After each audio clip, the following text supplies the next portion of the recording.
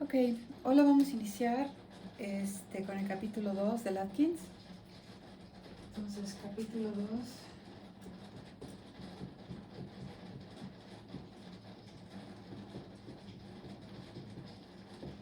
Ok, este capítulo lleva el nombre de movimiento lineal y el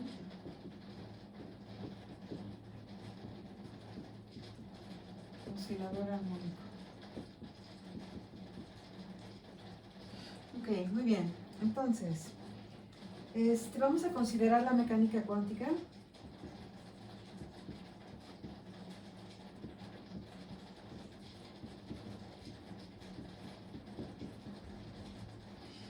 La mecánica cuántica de traslación y de vibración.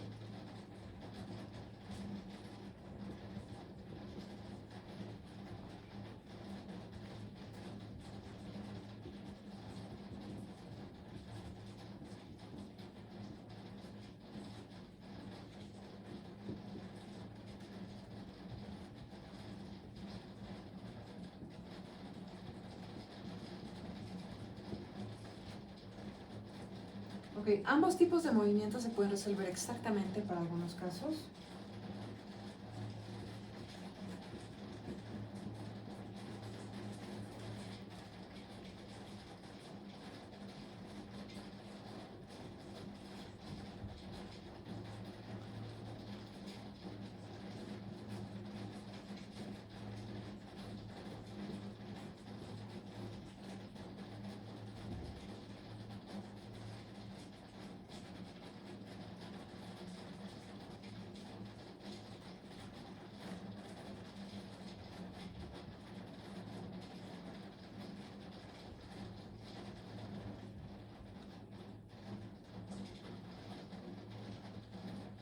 Y ambos son importantes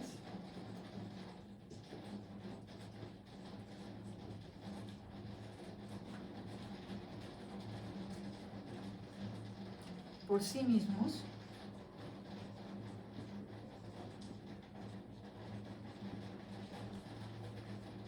pero también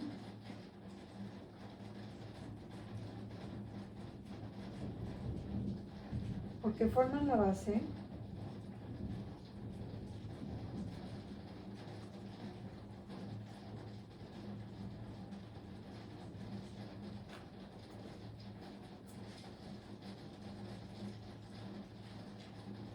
para la descripción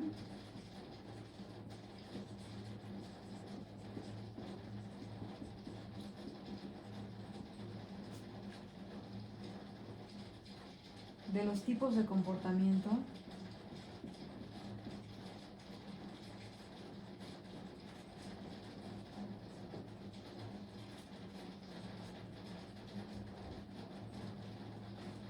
más complicados encontrados en la química cuántica. ¿Ok?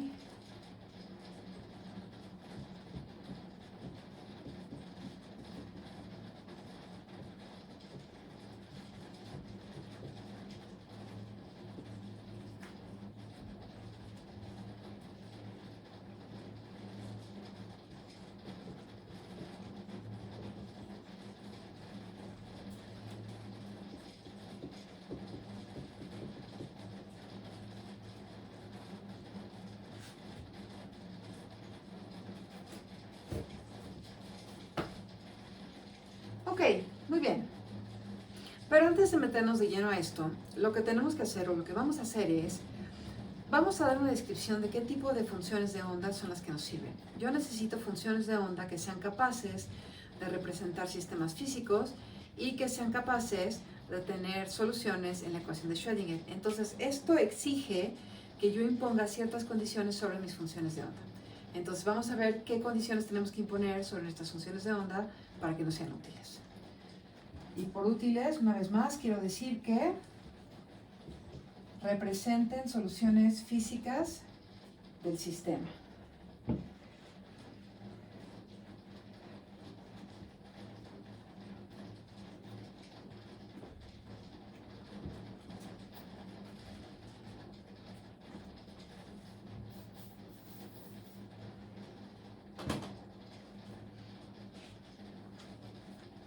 Entonces, las características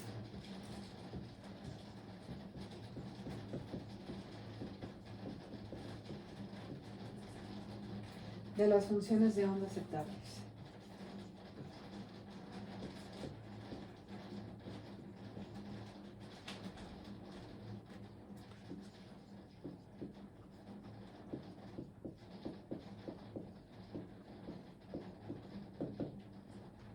Ok, muy bien. Entonces, hemos visto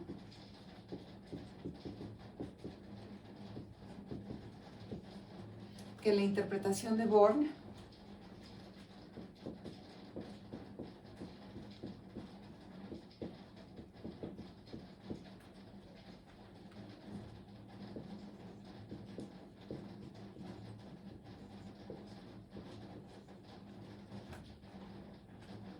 de la función de onda psi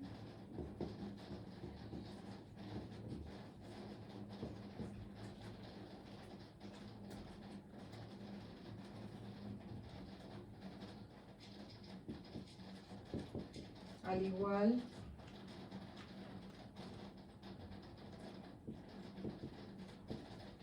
que la de su versión dependiente del tiempo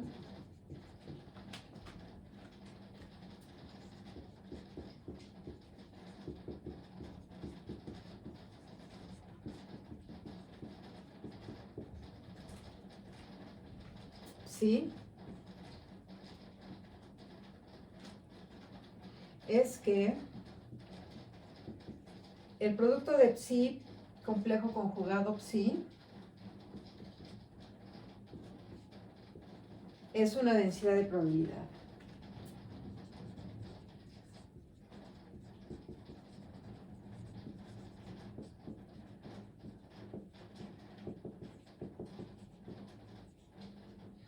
¿Ok? Acuérdense que cuando estoy trabajando con la que depende del tiempo, cuando yo hago el producto de psi complejo conjugado por psi dependiente del tiempo, ¿qué es lo que pasa? Acuérdense que las partes temporales se cancelan porque venían como exponenciales imaginarias, entonces se cancelan y me queda solo con este producto de las partes espaciales de la función de onda, ¿ok? Y que esto, en la interpretación de Born, es una densidad de probabilidad. ¿Estamos de acuerdo? Ok. Entonces, debe por tanto ser cuadrado integrable. Esto todo ya lo habíamos dicho, pero lo estoy repitiendo.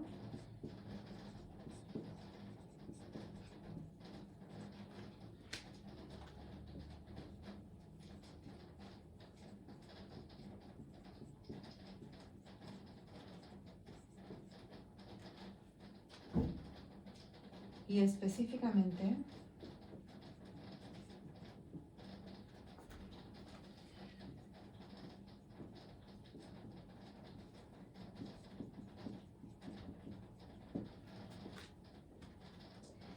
la función de onda debe satisfacer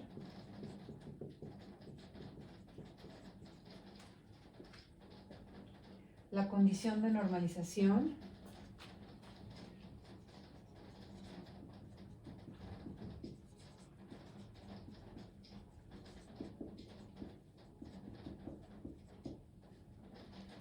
que la voy a poner acá arriba.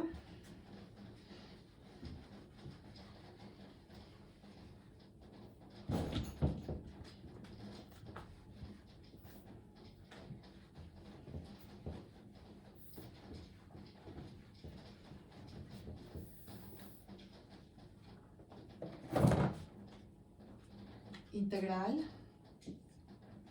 de psi complejo conjugado psi teta tiene que ser igual a 1, ¿ok? Si se acuerdan, esta es su condición de normalización. Ok. Y la implicación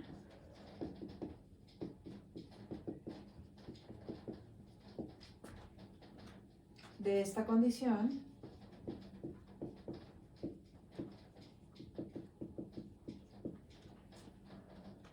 es que la función de onda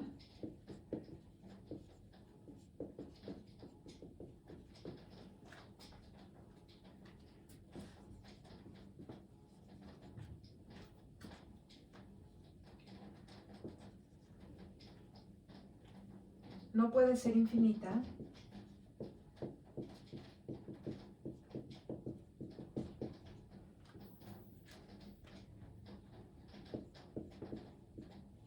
sobre una región finita del espacio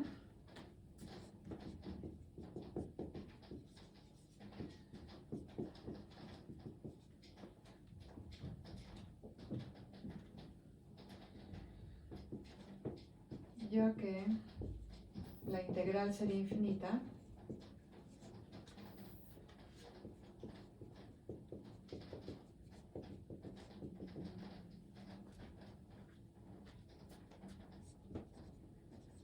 y la interpretación de Born sería imposible.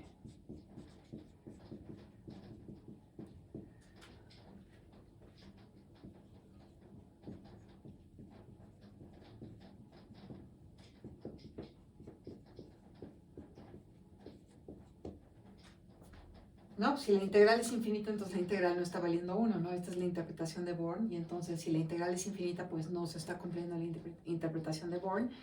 Acuérdense que cuando yo integro esta densidad de probabilidad sobre todo el volumen, ¿qué es lo que obtengo? Obtengo la probabilidad. La probabilidad no puede tomar un valor mayor que 1, ¿verdad? Entonces no puedo pensar en probabilidades infinitas. Por tanto, esta condición es la que se aplica. ¿Estamos de acuerdo? Ok.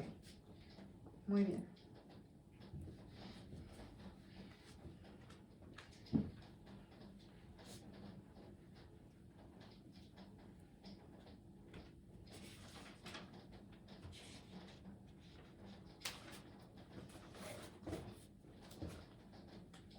Ok, entonces primera condición que tiene que satisfacer mi función de onda es que tiene que satisfacer la interpretación de Born. Esa es la primera.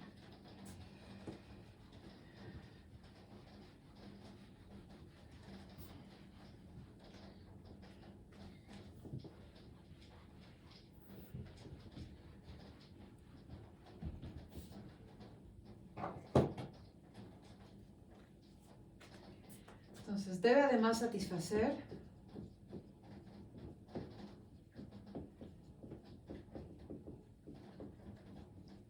las siguientes condiciones.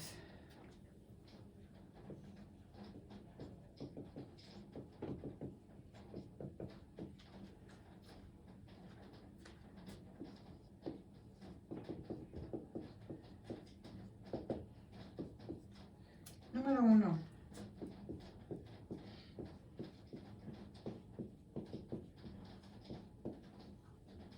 Debe ser univaluada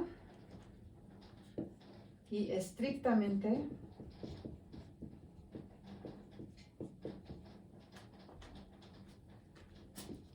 psi complejo conjugado psi debe ser univaluada.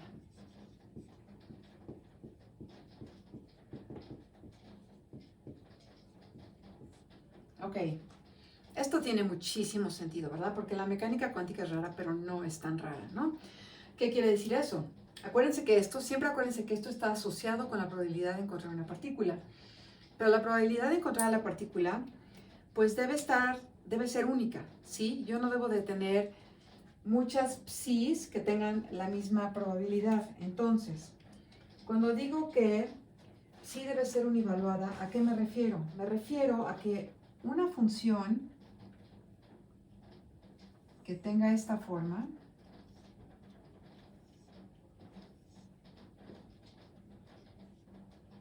estas son sus x, esta es su función de onda psi, no puede ser una cosa de este estilo.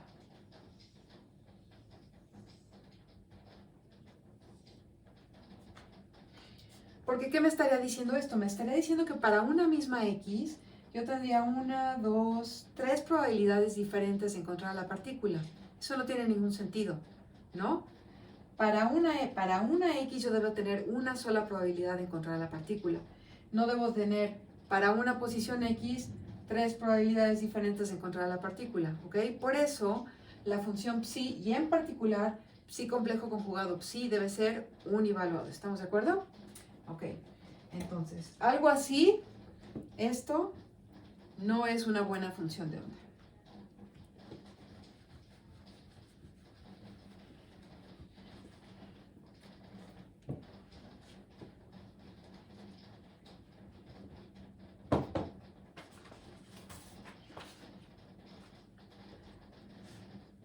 Condición número 2.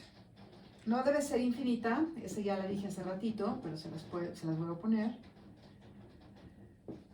No debe ser infinita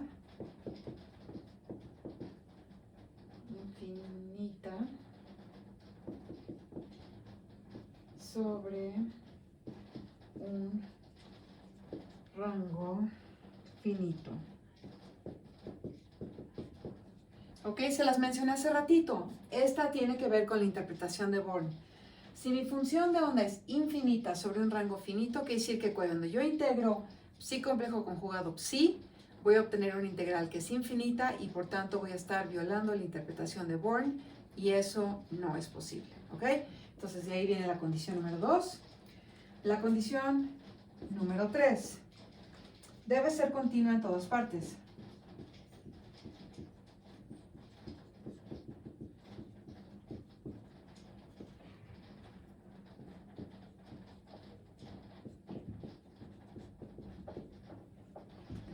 ¿Eso qué quiere decir?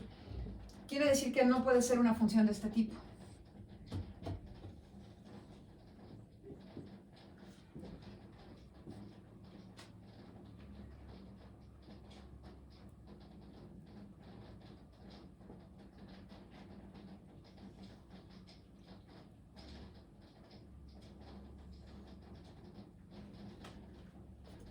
¿Ok? Yo no puedo tener una función de onda de este estilo porque una función así no es continua en todas partes.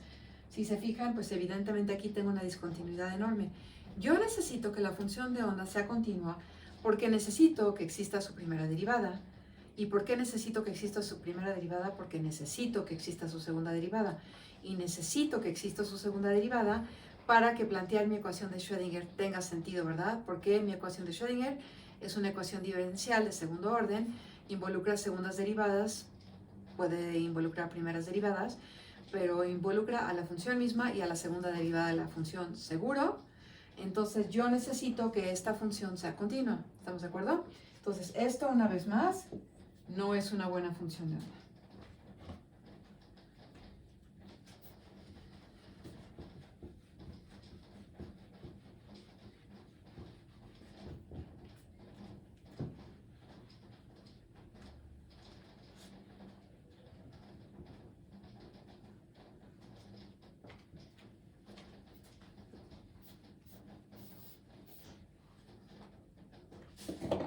Y requerimiento número 4 es debe tener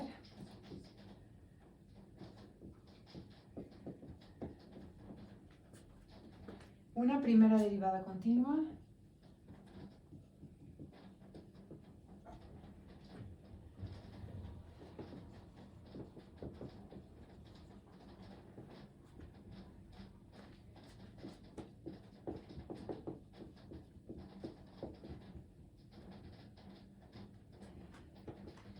y esto se representa gráficamente como sigue.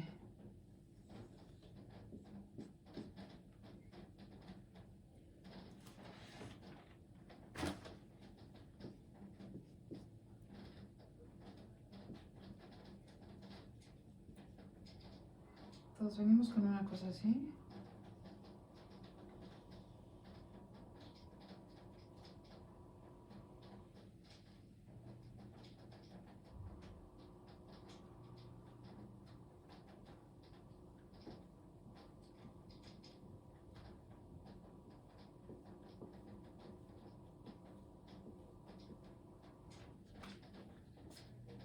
Entonces, estas rayas aquí son las primeras derivadas, ¿estamos de acuerdo? Son las tangentes a la curva en el punto. Y como vemos aquí, la primera derivada no es continua, ¿ok? Entonces, una función de este estilo tampoco es candidato para ser una función de onda que represente a un sistema físico y que tenga solución en la ecuación de Schrödinger, ¿ok?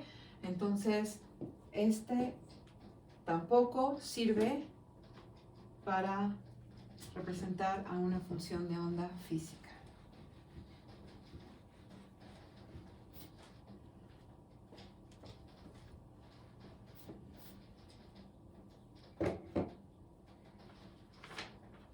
Muy bien, entonces esas resumidas son las 4 características que debe tener una función de onda para que nos sirva. Voy a hacer ahorita algunos comentarios generales sobre la ecuación de Schrödinger en lo que se refiere a curvatura, ¿ok? Entonces,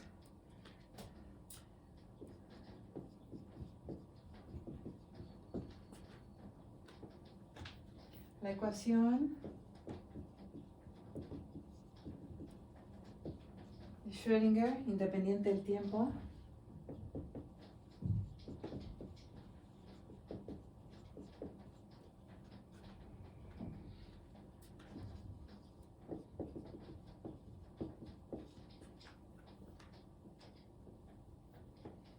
es una ecuación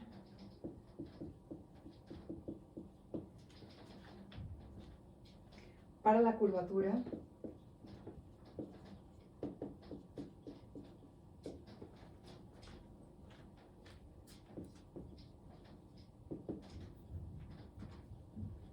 de la función de onda.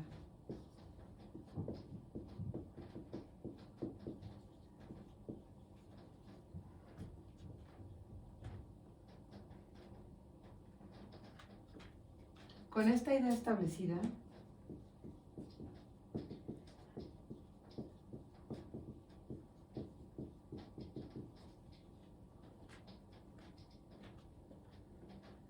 es posible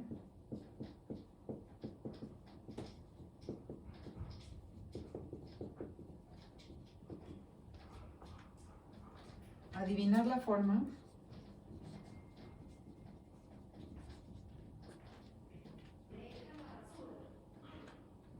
de sus soluciones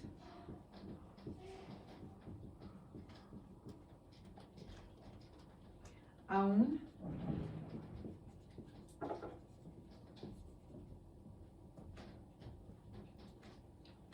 cuando la forma de la energía potencial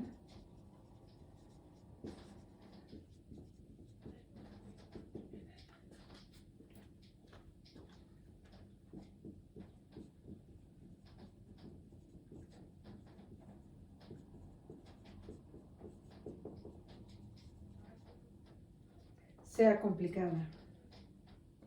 La curvatura de una función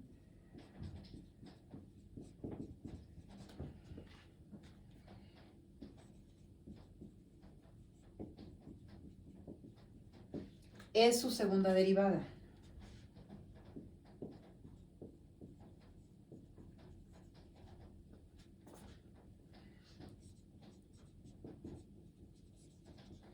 Así que con saber el signo de la segunda derivada, ustedes ya saben cuál es la curvatura de la función, ¿ok?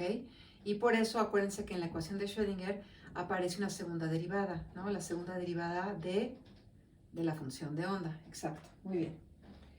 Okay.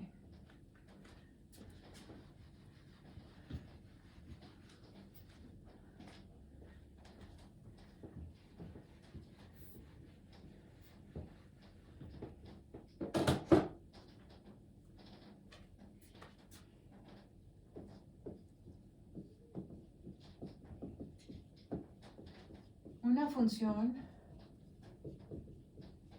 con curvatura positiva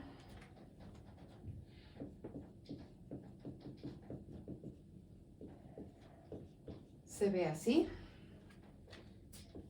es decir, es una curva que abre hacia arriba, y una función con curvatura negativa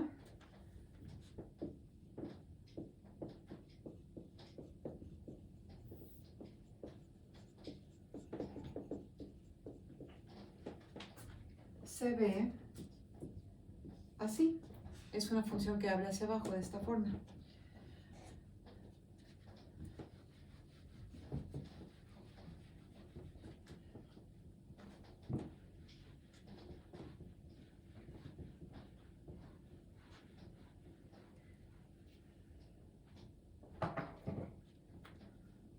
Ok. La ecuación de Schrödinger unidimensional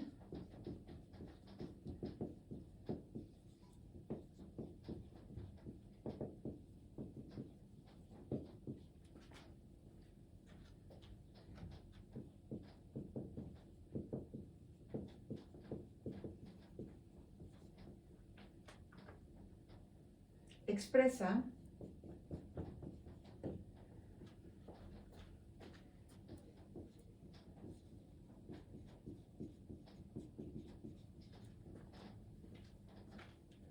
la curvatura de la función de onda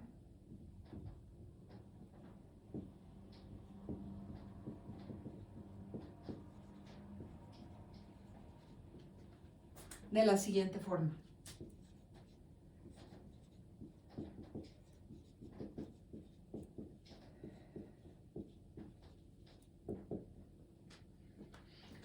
Acuérdense, le voy a escribir la ecuación de Schrödinger independiente del tiempo y de ahí vamos a despejar la segunda derivada para ver cómo queda representada la curvatura. ¿Estamos? Entonces tenemos menos h barra cuadrada entre 2m segunda derivada de psi con respecto a x más b psi igual a e psi. Entonces ahí está su ecuación de Schrödinger en una dimensión para un potencial arbitrario v independiente del tiempo.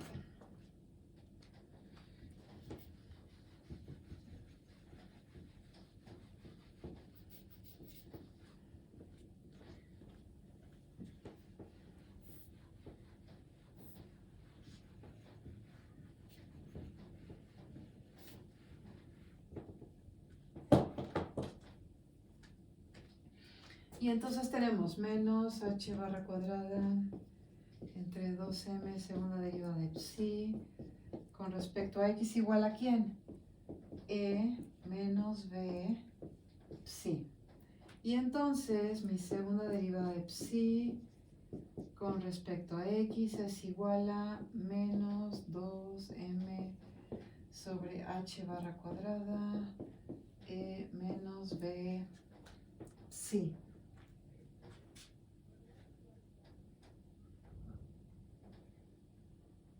O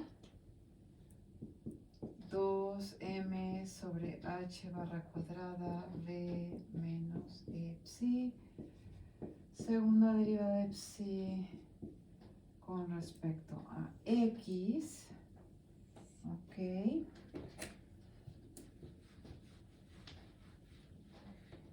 Y esta que tienen aquí es la ecuación para su curvatura, ok.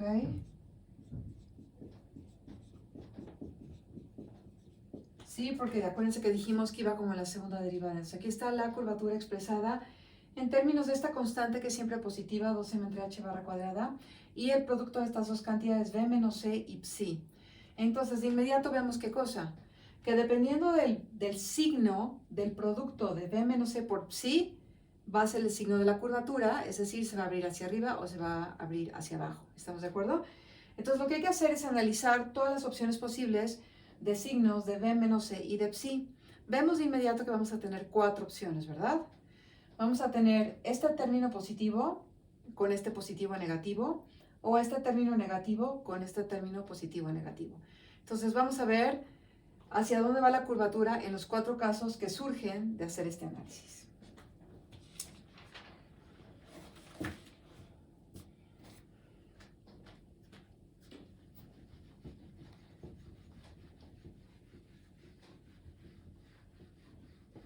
Se los voy a copiar acá arriba. Tenemos segunda derivada de psi con respecto a x igual a 2m h barra cuadrada v menos e psi.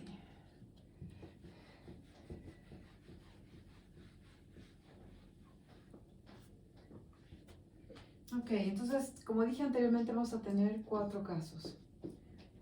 Psi mayor que 0, v menos e mayor que 0, psi mayor que 0,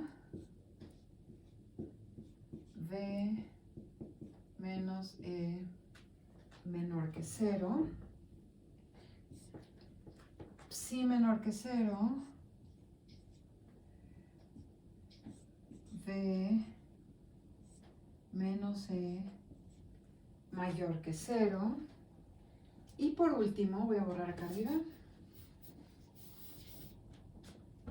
mi caso D, que sería psi menor que 0, V menos E menor que 0. Ok, muy bien. Entonces, para el caso A, psi mayor que 0, V menos E mayor que 0, ¿eso quiere decir qué cosa? Esto implica que mi energía total, E, es menor que mi energía potencial. Para mi caso B, psi mayor que 0, V menos E menor que 0, eso quiere decir qué cosa? Quiere decir que mi energía total E es mayor que V. Caso número 3, psi menor que 0, V menos E mayor que 0, esto quiere decir que E menor que V.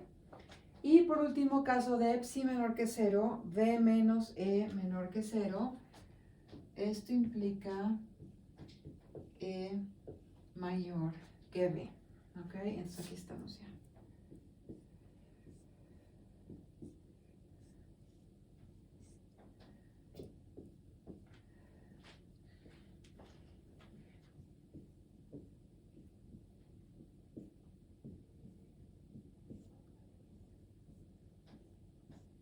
Ok, en este primer caso, en el caso A, la curvatura va a ser positiva.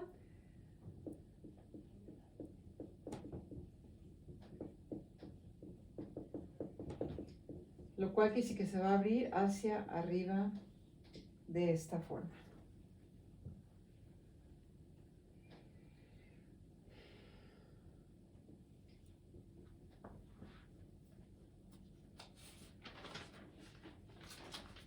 Ok, caso número B, psi mayor que 0, V menos E menor que 0, por tanto la curvatura es negativa, por eso abre hacia abajo. Curvatura negativa y entonces abre hacia abajo. Muy bien, caso C, psi menor que 0, V menos E mayor que 0, eso quiere decir una vez más curvatura negativa, eso quiere decir abre hacia abajo.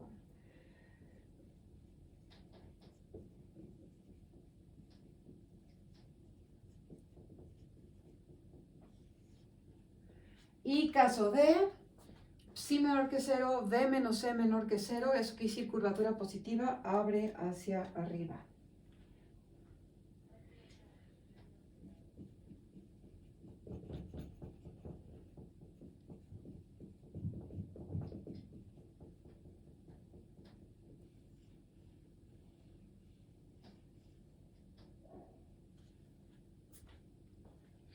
Ok, muy bien.